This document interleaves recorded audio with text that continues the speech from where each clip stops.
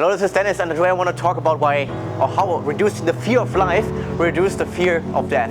Let's go.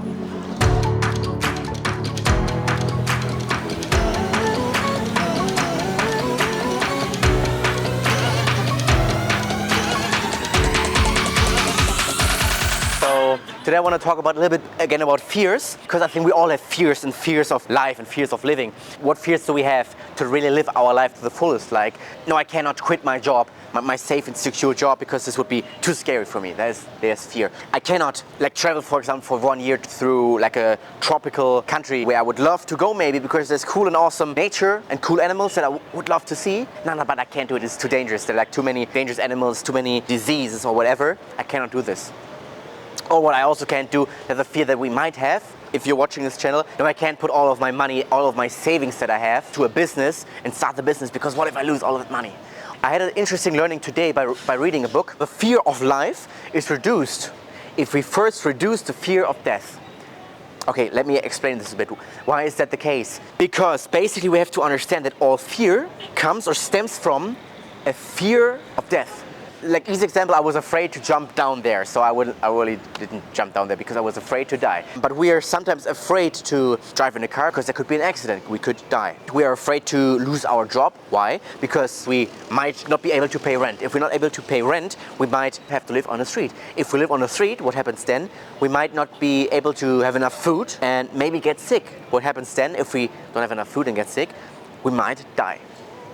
Or another example, I think as a guy, we've all experienced this before.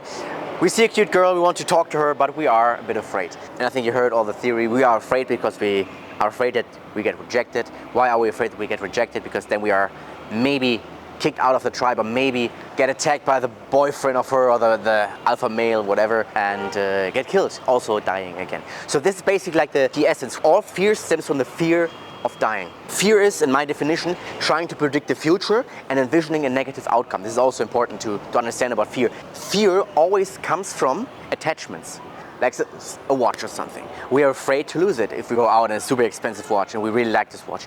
Or our car, we are afraid that it gets destroyed or somebody will steal it or whatever.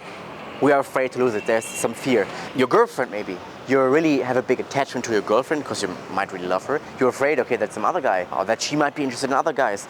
Also, fear of losing because of the attachment. This is also important to understand. Fear and attachment is really close together. The underlying fear is the fear of death. Basically what it says, that this is the biggest attachment that we have, the attachment to our physical body, like the attachment of the fear of losing the physical body, losing existing or experiencing existence. The question is, okay, how can we lose the fear of death? And then the book, it recommends a special technique, if you will, you can call it like that you envision the process of you dying. So basically you envision the loss of the physical body, the loss of existence. And then you try to observe what attachments you might have, or what thoughts come out, what regrets will come up. Let's say when you envision yourself dying, you realize, okay, I really regret, or I really have a big attachment to my parents, or maybe I have a very big attachment to never speak to my partner ever again. I'm not being able to share time with my partner, with my parents. Maybe when you're older, I would assume you're pretty younger, but maybe you worked your whole life for something and now you own a home. Many of, I think, one generation before us have this. All they have is probably their home. Losing this is probably also like a huge attachment. And now after we have done this envisioning process, we can now try to let go of those attachments and also realize all of those things that I seem to have right now, I don't really have them. I don't really own them, because at some point, okay, they will be gone. I don't own them, especially, of course, relationships. We think, okay, we have people, or we own them, often we take them for given, but we really never can control people. And they're never really ours. They don't belong to us. And when we know that we don't really have things, we don't own things, the only thing that we can do is being grateful and enjoy the time that we have with those things. As long as I'm on this earth, okay, I can enjoy this time here. And also in the same thing, okay, let go of all those attachments. If we think about it, the basic nature of relationships is that they will end at some point. With a girlfriend, maybe at some point you or her will break up, or the relationship will end because one of you will die. This is the basic nature of relationship. They will end at some point. Also with your parents, at some point, okay, we are aware that we will not be able to be with them. We don't have unlimited time with them.